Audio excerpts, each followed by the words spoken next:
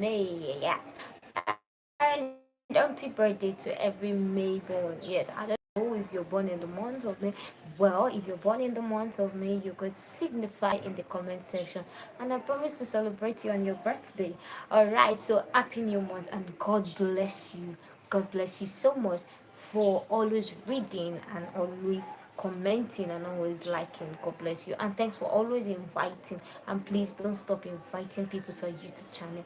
Alright, this is Act of God's Captive into Call of the Captive's Diary, episode 21, season 4, written by no other person but Precious Chinwe Obialor-Ukazim. Yes, don't ever forget that. So, let's continue from where we stopped yesterday with Brother Johnson. Yes, all right. So I think it's been long. I will notice some people have not been commenting. What's up? What's happening? I've not been seeing you guys. Please, please, please. Let's keep it coming. Let's keep it coming. It's lovely seeing you guys online and reading your comments. It's fun. All right, please let's keep it going. Thank you very much. So about 5 minutes later he turned around and lay on his back to the bed facing her. That's Johnson, don't worry. That's after she finished massaging the back. Oh, thank you, it's time to massage the front, he said, lying stark naked, and she just smiled. Where do I start from? She asked him, smiling. Start from my lips, tongue to tongue, he replied her. And you have to remove this thing you're wearing like this so that your this thing can be touching my own this thing. Johnson. He told her, pointing at her pelvis region. May God have mercy on you, she told him, beaming with bashful smiles as she removed her clothes. Amen, woman of God, he replied her. That's why God gave you to me by mercy. He added, lying down flat with his eyes closed as he waited for her soft and warm body to fall on his bare chest and bring him relief from stress. She already know what to do whenever he lies down like that with his hands under his head. It means she will do most of the job, and he taught her well. She would be the one to initiate the kisses and take the lead in foreplay, then ride him in a cowgirl style. He always enjoyed the cowgirl style whenever he's stressed and had to take his time to teach her how to rock him from the top, doing the penetration. Because with that, he didn't have to do the physical labor, and it often offers him a great view of his wife's bodily endowment. She laid gently on his body, her breasts. Okay, a warm breast fall on him, followed by a soft kiss on his lips, and he reciprocated the kiss immediately. They kissed passionately while her hands gently traveled through his body, touching and caressing him in his erogenous areas.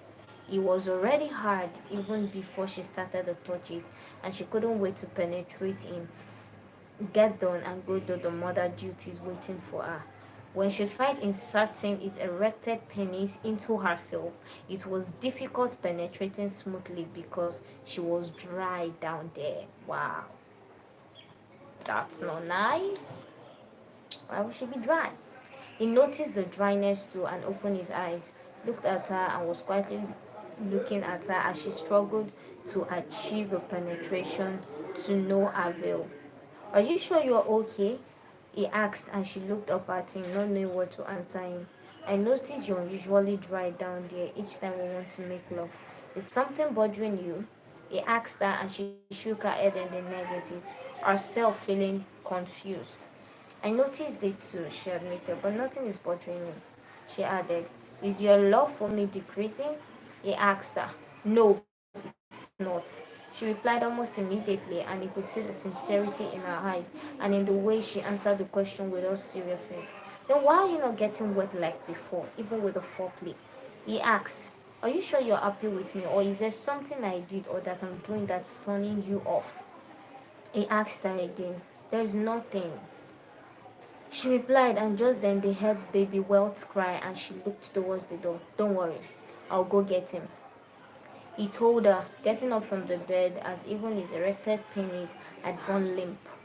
He wore his shorts and singlet, then went out to get the baby, while Joy just sat there on the bed, confused and sad, staring into the space. I was even about coming to call your wife because the baby is crying. Where's she? Johnson's mother spoke to him in Igbo dialect. She's very busy inside. Bring him, he replied, stretching out his arms to collect the baby from her. He also saw that Jason had slept off on the couch, so he took baby Welt to Joy to breastfeed in the room, then came back to the sitting room to put Jason to bed in his room. Mama, are you still watching movie? You're the only one here. My wife is doing something for me in the room and might not come out again. Don't you feel like sleeping yet? He asked his mother after putting Jason to bed. Even me too, I was already sleeping. It was the baby's cry that woke me up. His mother replied, indicating that she also wanted to go to bed. She has, she has shown you to your room, right? He asked her, and she answered in the affirmative. Yes, she did, she replied with a warm smile. Okay, I'm sorry that I could not come out for us to sleep and talk. I had a very stressful day at work today and I am tired. But don't worry, just go and rest. Tomorrow we'll sit and talk. He assured his mother, who responded in the positive, leaving for a room. Then he put the television off and went back to the room to join his wife in the room. She was breastfeeding baby Welt, and looking at her, he could tell that the matter was disturbing her even more than him, and she's not happy about it. Wow. Okay, let me leave this. All right. She was not happy about it. There was deep silence in the room as she avoided his face, probably feeling embarrassed. He had to put his own feelings and concerns aside to think of the solution, and one of the things that came to his mind was buying vaginal lubricant for her. But then he also wanted to know what the cause of the dryness is. Because of because the joy in marriage used to get wet easily, even without much foreplay. He needed to know the cause of the dryness, and he consulted Google to know the possible causes of vaginal dryness during sexual intercourse, and many reasons were outlined, but one of the things that stood out for him among the several others was childbirth. He read that decreased sexual desire is a common experience in the postpartum period, often lasting for several months, and this is due to a combination of factors including hormonal changes, physical discomfort, fatigue, and the demands of caring for a newborn. Breastfeeding and childbirth can temporarily lower estrogen levels, resulting in vaginal dryness, and he was convinced that the postpartum factor is the cause of his wife's dryness because all of that started since she gave birth to their child.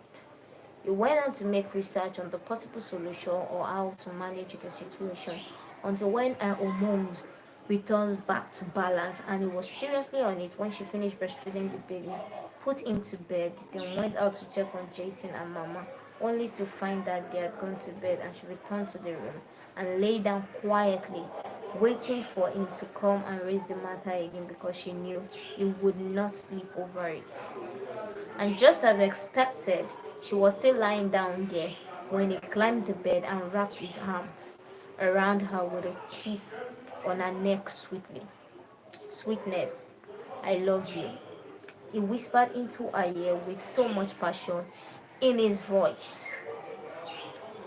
Um, One thing that I love mostly about couple in this story, yes, Johnson, Timothy, all of them, apart from maybe when they have issues that I've seen, but mostly what we have been taught. And I would like us, especially singles that are trying to get married, to understand this communication and having emotional sympathy. Should I call it emotional sympathy or emotional intelligence in relationship is very important. Now, it could, in some other cases, this kind of thing that happened, the husband might have put the blame on her and speak to her in derogatory manner or start thinking something else. He asked her the questions. He asked her, Or did you stop? Don't you love me? Is your love for me decreasing? That kind of thing, you understand? Which are things he feels might have caused it. Maybe she doesn't like feeling it, she's not feeling it anymore, she's not feeling their relationship anymore. So this, I think, is the best way to resolve issues. Communication is very important, and they have made us understand that communication doesn't happen only when there is an issue in marriage. There should be communication around. Communication in sex life, communication in finances, emotional life, in childbearing, in every area of marriage. Communication is very important. This is one thing also. And you could see the best you could do was to look for a solution instead of putting the blame on her. And in the process of searching for solution, look at, he actually got the answer and he was able to pinpoint where this is coming from.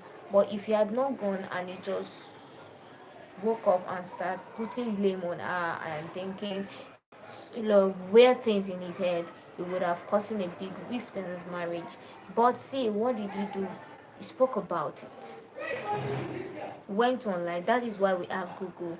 Search for possible causes of it before even thinking of anything or trying to rack his head up on anything. So I just wish we could just all, even as we are praying for our marital partner, we should put all these things into consideration and learn it and put it into learning. And I hope that God will help us. Bye bye.